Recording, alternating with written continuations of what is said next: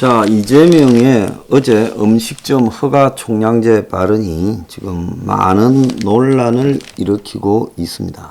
자, 이 말에 대해서 캠프에서는 곧바로 이 문제에 대해서 시행하겠다는 이야기가 아니다. 고민은 했다. 즉 음식점들이 너무 많아서 제 살 깎아먹기가 심하다. 그랬는데 이런 제도는 도입하는 것이 불가능하다는 것이 이재명의 생각이다라고 말했습니다. 그러면 이재명이 어제 사실상 처음으로 대선 후보, 더불어 거수기당의 확정된 대선 후보로 첫 공식 행사를 한 것이 서울 관악에 있는 신원시장을 방문했고요.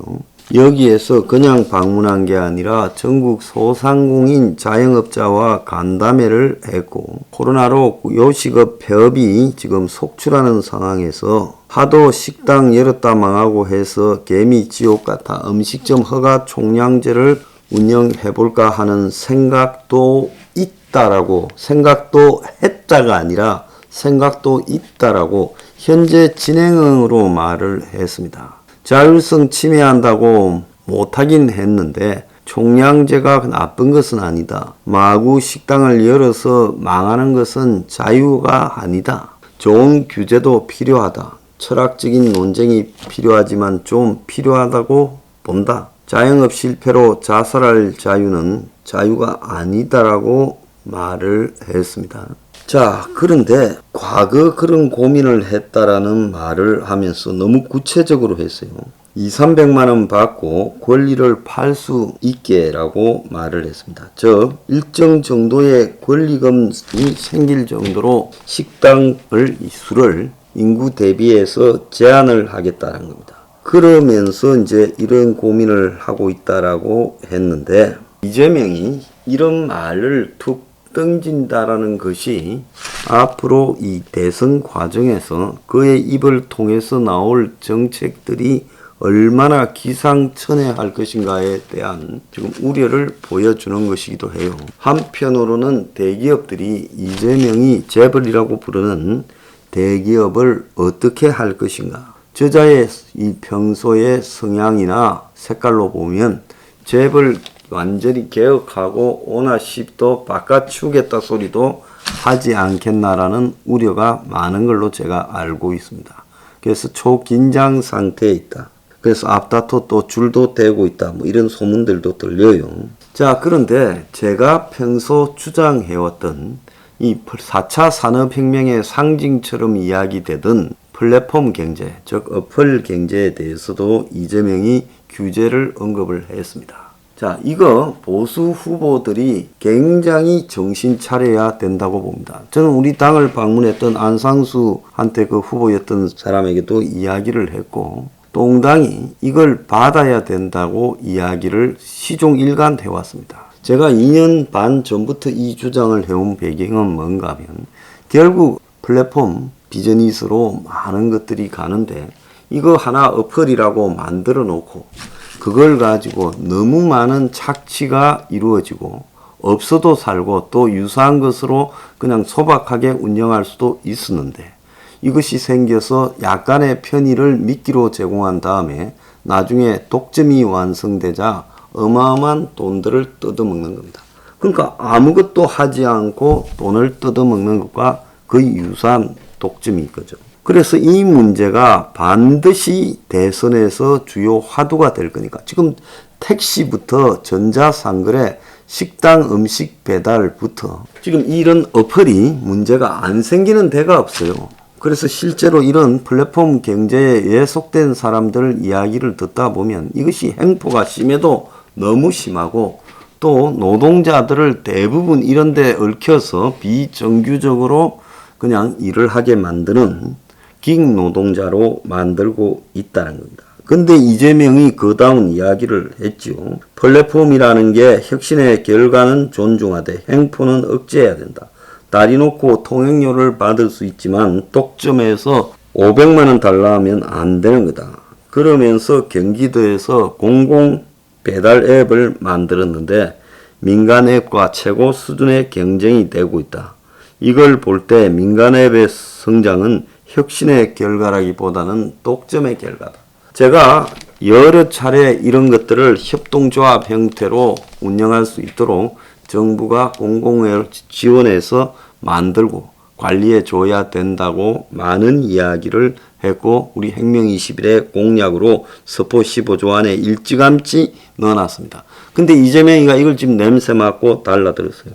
그래서 플랫폼 기업들의 사업 영역에 공공이 들어가고 수수료를 낮추도록 압박을 하겠다. 요렇게 이야기를 한 겁니다.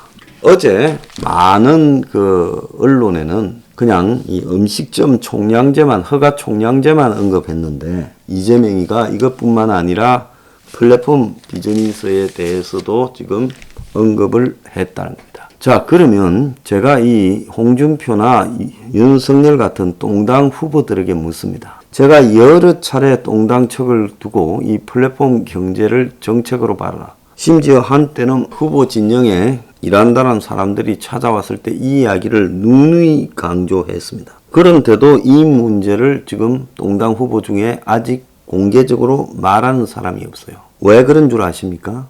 저 똥당에서 이 플랫폼에 대한 규제를 가하는 부분은 4차 산업혁명에 대한 규제를 가하는 거고, 결국 이 플랫폼 산업의 상당한 부분이 재벌화되어 있거나 거대한 금융화된 비즈니스가 되어 있다는 겁니다. 왜?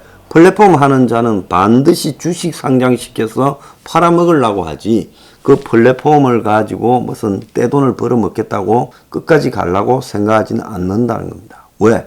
어떤 플랫폼도 나중에 한계가 발생하고 나중엔 똥값이 될 수도 있어요. 우리가 포탈들도 마찬가지지 않습니까? 지금 포탈이라는 게 처음 생겼을 때 많은 포탈 중에 일부도 지금 사라져 버리지 않았습니까? 그러니까 여기서 중요한 거는 결국 최고의 가치가 있을 때 팔아먹자, 그거거든요. 그래서 이런 부분에 대해서 대부분의 재벌들이 이런저런 이유로 이 플랫폼 비즈니스에 관여하고 있다고 봐야 됩니다. 근데 그들은 이런 부분을 갖다가 억압하는 것을 규제라고 생각하고, 이런 규제는 나쁜 규제라고 말을 하고 있습니다. 이것이 신자유주의가 지배하는 한국의 수구 보수 영역의 핵심적인 생각이죠.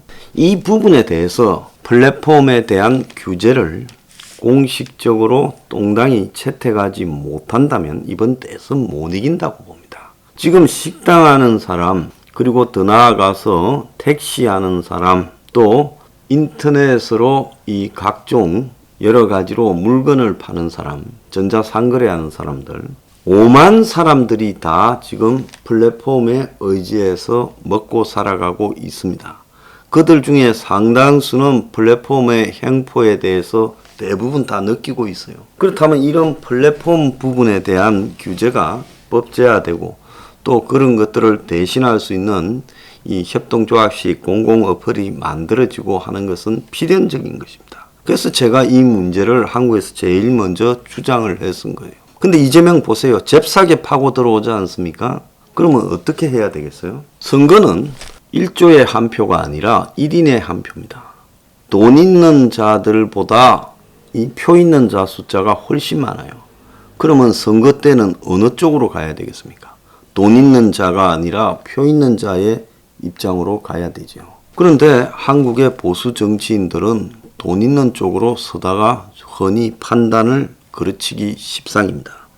서포 15조에서 주장하는 과감한 조치들을 가지고 개혁을 약속해야 솔직히 말하면 결국 기업도 살고 국민도 살고 나라도 사는 겁니다. 근데 그걸 회피하고 소수의 돈 있는 사람들의 조직 집단 등의 로비로 그런 내용들을 회피한다면 되겠습니까? 홍준표 후보요, 과감한 안을 내는 척 하지만 전부 돈과 크게 관계없는 부분에서 과감합니다. 한국의 수구 기득권 집단의 이해관계와 조금이라도 관계되는 부분에서는 말을 하지 않고 있어요. 윤석열 후보도 크게 다르지 않습니다. 그래서 이런 문제에 대해서 결국 보수가 끌려가면서 하느냐, 나중에 뒤늦게 하고도 결국 이 일의 원조는 이재명인 것처럼 하느냐, 이런 어떤 부분에서 생각해 볼 부분이 굉장히 많다고 봐요. 자, 혁명 21에서 처음에 뭐라고 했습니까? 남들이 다 말하지 않을 때 타다 없애야 된다 했습니다. 없앴습니다. 그 다음에 또 카카오 횡포 없애야 된다, 또 그것 줄였습니다. 그래서 이제 플랫폼 이거 규제해야 된다고 지금 말하고 있습니다. 그래서 이재명이 아니라 우리가 앞섰던 것이고 이 부분에 대해서 계속 보수가 받을 수 있도록 압박을 해야 된다는 겁니다. 이거 안 받으면 선거 집니다. 자, 지금 이 평당 700만 원짜리 주택을 국가가 공급해라고 우리가 주장하고 있는데요. 이 문제와 관련해서 미국에서 나온 해법을 좀 차용할 필요가 있다고 생각이 듭니다. 미국에서 지금 집이 부족해서 난리죠. 그래서 집 없어서 고생하는 사람이 굉장히 많은데 요즘 3D 프린터가 많이 발달되지 않았습니까? 그래서 미국에서 지금 380만 채의 집이 부족한데 이걸 3D 주택으로 찍어낸다는 겁니다. 그러니까 건설사와 기술사가 손을 잡고 텍사스의 3D 프린팅 주택 단지를 조성한다는 거예요. 일주일에 한 채를 지을 수 있다는 겁니다. 그래서 최대 주택 건설업체 그리고 기술업체가 텍사스 오스틴에 3D 프린팅 주택 단지를 만들기로 했는데 뭐 소형 이런 주택은 이미 있지만은 대규모 주택 단지를 만드는 건 처음이고 코로나 이후에 주택 공급 문제를 해결하는 데 도움이 될 거라는 거예요. 그래서 이 사업을 하는 건설업체가 레나인데 레나는 포춘 500대 기업 안에 129위를 한 정도로 미국의 최대 주택 건설 회사입니다. 자, 이 회사가 주택 건설 기술업체 아이콘하고 지금 협력했는데 아이콘은 3D 프린터를 이용해서 멕시코 타바스코에 방 2개짜리 주택 10채를 지었고 오스틴에는 방 1개짜리 소형 주택을 건설했어요. 자, 올해 초에는 개발업체 스리스트렌저와 함께 오스틴에 4채의 3D 단독 주택을 지어서 주목을 받았는데 이번에 100채를 짓겠다는 겁니다. 만약에 이 두 회사의 협력이 성공적으로 이루어지면 이걸 보고 미국의 지금 380만 채 주택 부족 문제를 해결하고 또 건설기간 비용, 환경 문제 등에서 강점이 아주 있어서 굉장히 쉽게 이것을 만들 수 있다. 그러면 이것이 앞으로 미국의 주거 문제, 저소득층 주거 문제의 대안이다. 그래서 3D 주택은 3D 프린터로 찍어낸 벽체를 가져와서 조립만 하면 되는 거예요. 그래서 이 노동력 부족 문제, 집 짓는 노동력 부족 문제를 해결할 수 있다는 겁니다. 자, 미국에서 대체로 집은 이 목재로 짓는데 미국 집 다 그렇잖아요. 3D 프린팅 주택은 콘크리트 프레임을 써서 치약을 짜듯 콘크리트를 짜가지고 콘크리트 층을 딱 만들어서 조립해서 만드는 형태로 하고 있다는 겁니다. 그래서 약 85평방미터짜리 주택 내외부 벽을 일주일이면 찍어낸다는 거예요. 그래서 그 1층을 지을 수 있다는 겁니다. 자, 이게 그냥 경제성뿐만 아니라 환경오염도 굉장히 줄여서 부산물이 발생하지 않게 한다는 겁니다. 자, 이 문제를 한국에도 좀 적용해 가지고요. 한국이 이거 못할 수 있겠습니까? 그래서 저는 곳곳에 적은 땅에 이 한국의 지금 3D 주택을 갖다가 가지고 집을 짓는 방법, 이 부분을 좀 고민해야 될 때다 생각합니다. 그러면 이 주거 건설 비용을 또 토지의 효율성도 아주 향상시킬 수 있다 생각합니다.